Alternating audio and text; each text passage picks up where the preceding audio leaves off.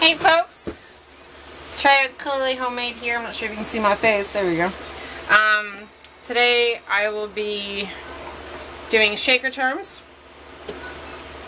Well, the shell of it, because I don't have any glycerin or baby oil. I just have coconut oil, and pretty sure that's not going to mix with water.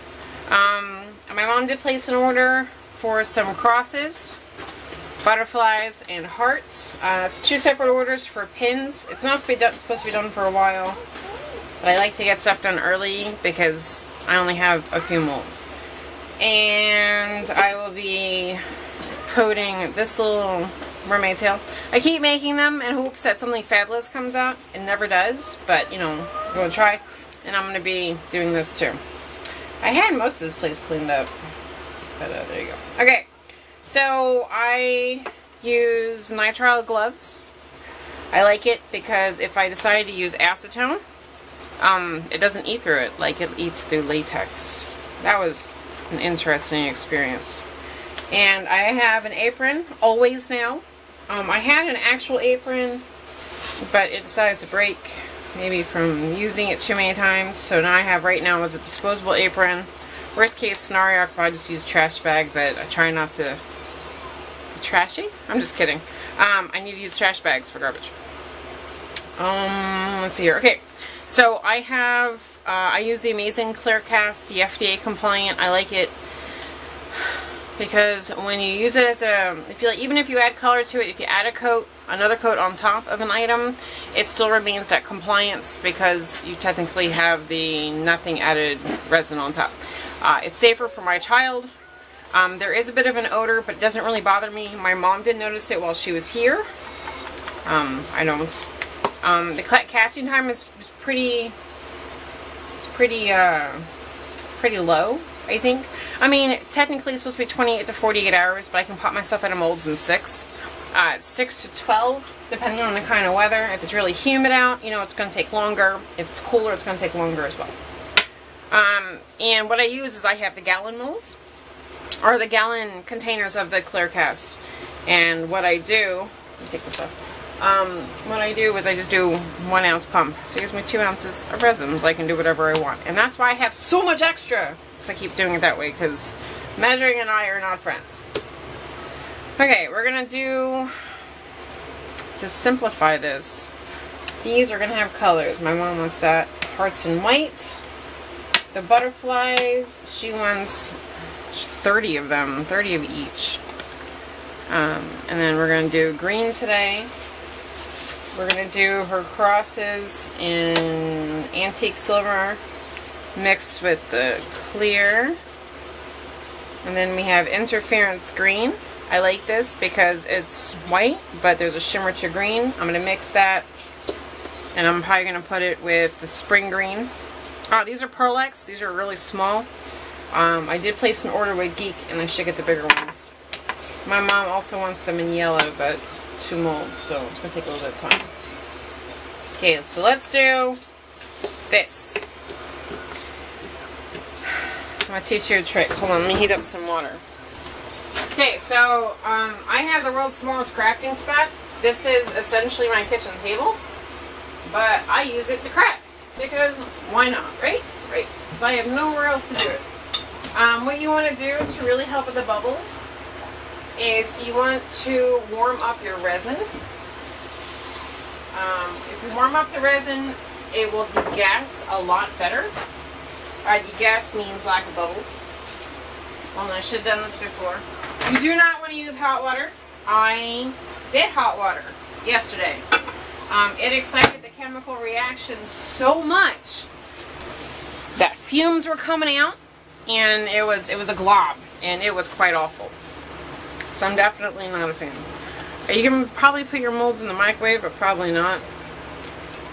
I don't.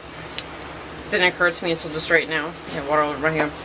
I am putting some water in the microwave for 30 seconds, not very long, just for a little bit. That is almost done.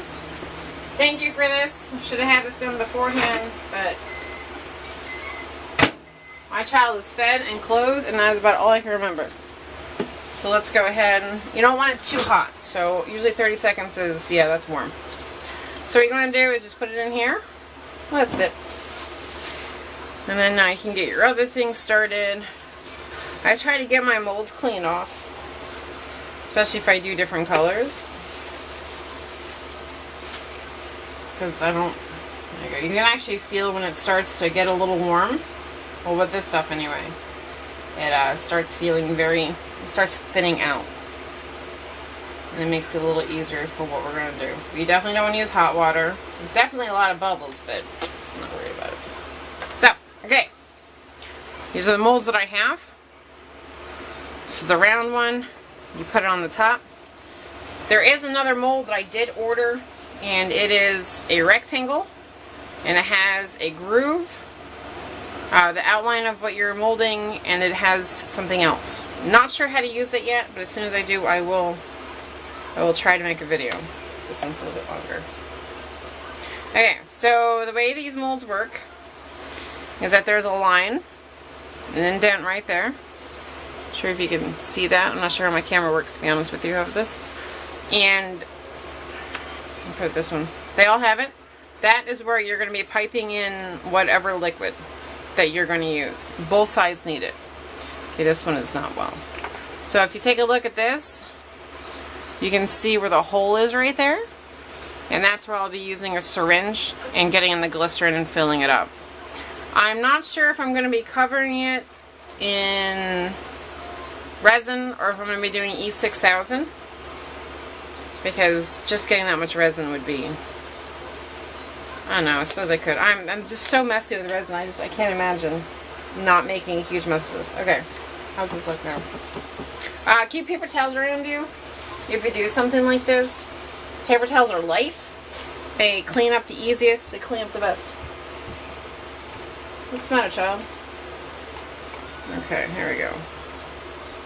We will be interrupted by Bruce, and as well as listening to PJ Masks, which is one of his favorite shows right now. Let's do this. The only thing I don't like about these molds is that you need to use a lot of resin to ensure you don't have bubbles. If you don't have a pressure pot. Okay, that's very important. If you have a pressure pot, then you can actually put it in into the thing. Boop. You put it in the pressure pot and it actually degasses for you. So, warm it up with your hands. You can let it sit for a little bit. The bubbles do like to rise. I never know if I have enough resin in it, and I panic. Okay. We're in Florida, so it's very warm. Let's try to get it around. There we go. Okay, ready? So, just put it in. You can actually see the resin come up the top. Very slowly. And pop. Okay. There is a bubble right here. So we're going to lift it up just a little bit. Oh, see, we're getting bubbles here. I think it's because there's not enough resin. So you're supposed to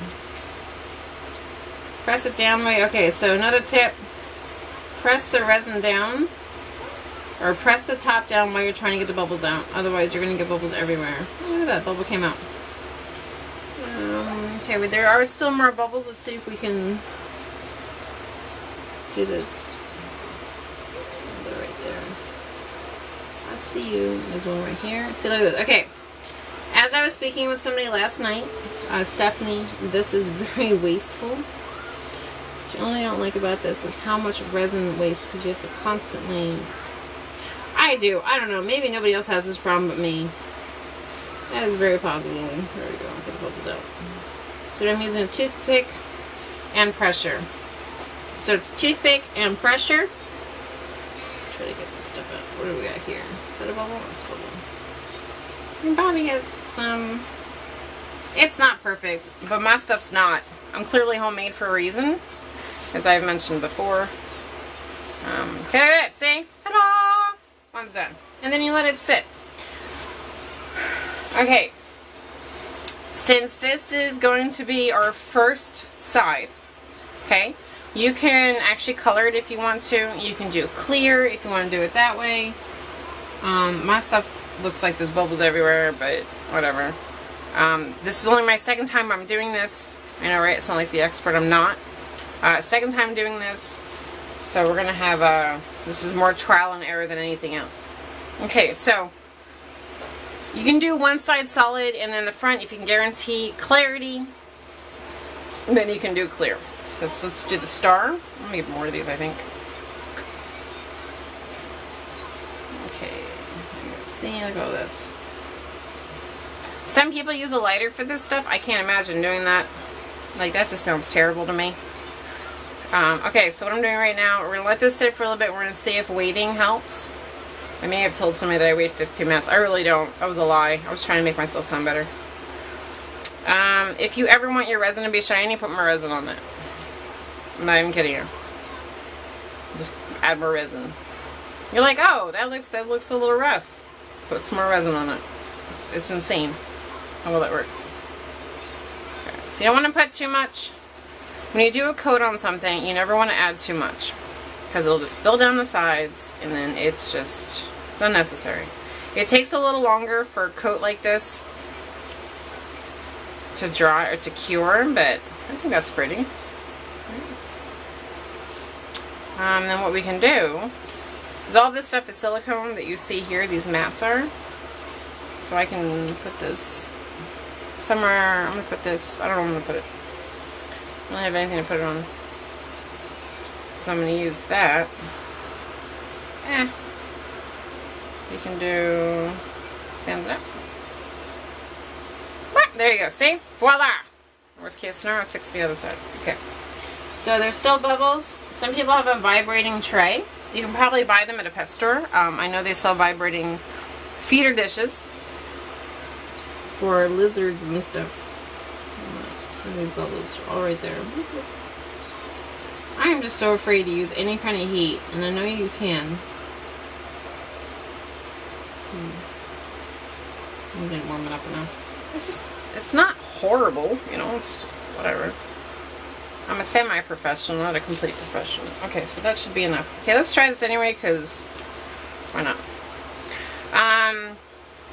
Another thing that you can try is you can get a little resin on the lid. It'll actually make the resin stick more than it does to silicone, because it likes to stick to each other. And make sure that your lines are aligned. Okay, try this again. Come on. Let's see. There's the bubbles. That's one way to do it. Here we go. Slowly but surely, put it on. Okay, and then you want to, oh, there's a whole lot more resin than I thought. It's okay. Okay, so this is the one side that you're going to let dry 24 hours. What's that, one Play-Doh? Can you get it out yourself? Here we go. Okay, you don't want to, you can have thick. Thick is pretty cool. Now, when it comes to these molds, you will notice that sometimes there's a band along the side. You can color it. Some people use UV resins to do that. Can you take that out for yourself? I can't right now. See, my hands are... My child wants to play with Play-Doh. He may have picked out my crafting jig. Okay, let's see if I can see any bubbles here. Looks like we're pretty good here. You can always fix the edge with an X-Acto knife, or you can punch it through with something. So this looks pretty good too. Okay, now. So that's it. That's it. That's all you do. You put the resin in, you put a little bit too much. You press down. Resin will come out to the side. That's how you get your bubbles out. This is actually pretty awesome. I like using clear molds a lot better than the other ones. Yeah, that's it. Officially, the shaker mold is now ready to set. The video that I watched likes to add weight on top of the shaker mold. Right there. By adding weight to it, it helps thin it out and gives it a more even back. I don't think that there's a problem. Like, I think that's fine. So this, you wanted to wait the longest. The reason why I'm mentioning you want to wait the longest on this particular side is when you do the second side, I have pulled out the second side earlier while it's almost done setting, I should say.